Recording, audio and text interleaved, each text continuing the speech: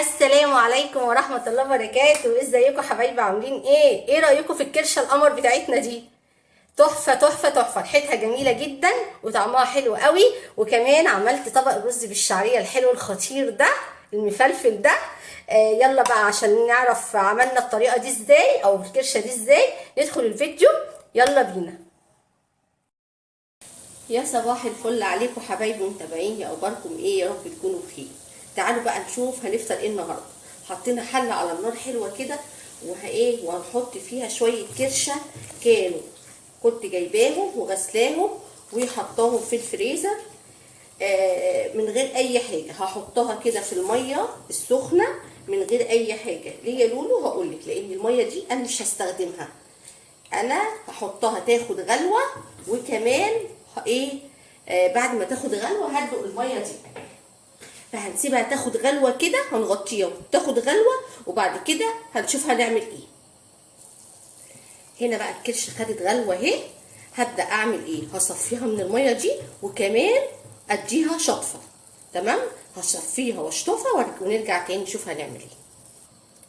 بصوا بقى، بعد ما شطفت الكرشه جبت الحله غسلتها وحطيتها على النار. تمام، هعمل ايه؟ هحط حته سمنه صغيره مش كبيره اهي، هسيبها تسخن بالشكل ده.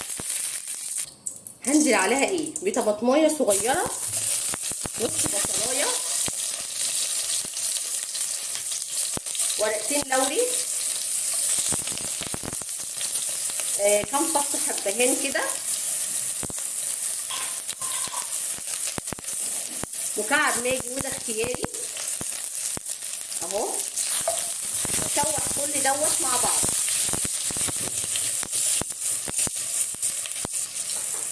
وكمان سنه فلفل اسود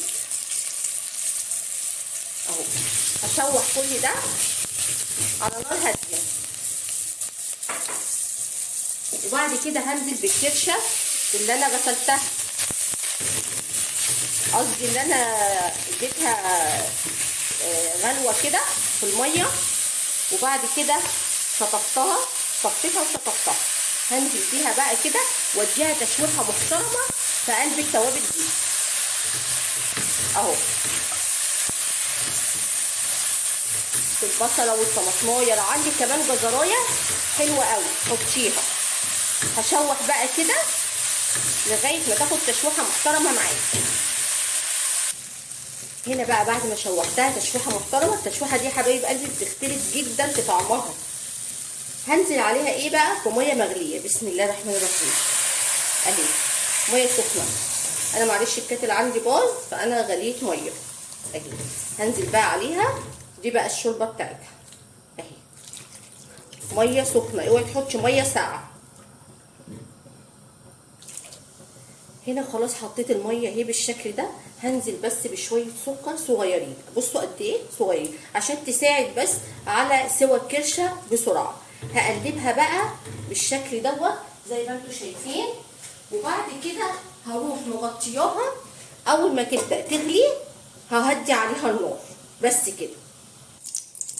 هنا بقى سبت الكرشه نقلتها على عين تانيه، على عين اهدى تستوي براحتها. وهنعمل بقى شويه صلصه حلوين للكرشه. حطيت معلقه سمنه حلوه كده، وهنزل ببصلايه بالشكل ده، وهبدا اشوحها. عايزاها تاخد اللون الاصفر الخفيف الحلو ده. هبدا بقى اشوحها بالشكل ده.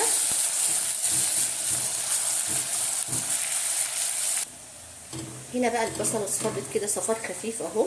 هنزل بشويه فلفل اسود اهو، مش كتير كده، وهقلبها. بعد ما اقلبها هنزل بقرن فلفل رومي مقطعاه كده طرنشات، وده اختياري، ممكن تنزلي بيه حار او تنزلي بيه رومي كده، او ما تنزليش بيه خالص براحتك، بس انا بحبه قوي. هشوحه برده كده مع البصله تشويحه كده خفيفه.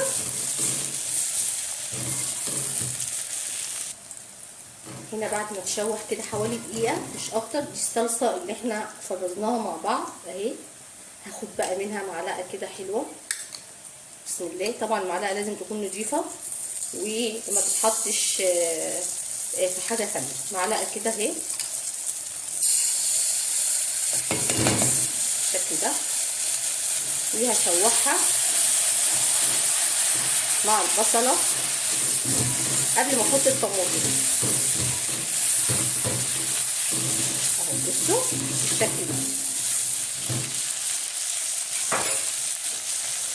برضه يعني اقل، يعني حوالي نص دقيقه كده، وبعد كده ببدا احط الايه الطماطم بتاعتي اهو.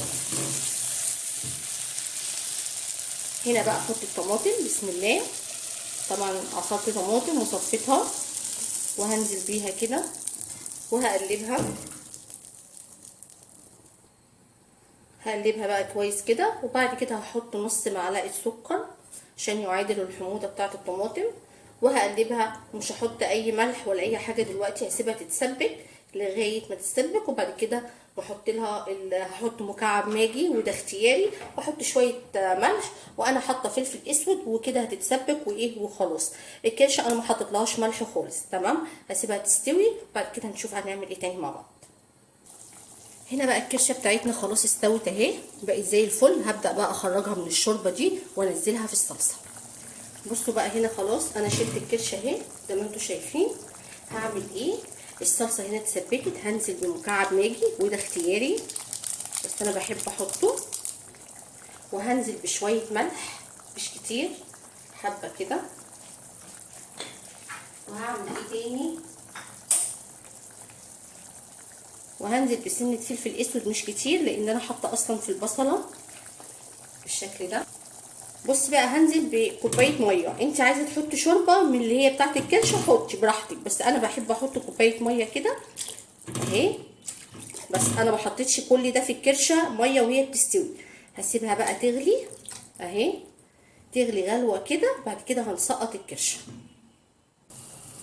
هنا خلاص الصلصه بتاعتنا غلت. هعمل ايه؟ هنزل بصوا يعني بطرف المعلقه سنه صغنونه كده توم بس، وهي كده خلاص. هنزل الكرشه، بتدي ريحه حلوه جدا جدا جدا. هعمل ايه؟ هبدا بقى انزل الكرشه. انا ظبطت بقى الملح بتاعها اهي.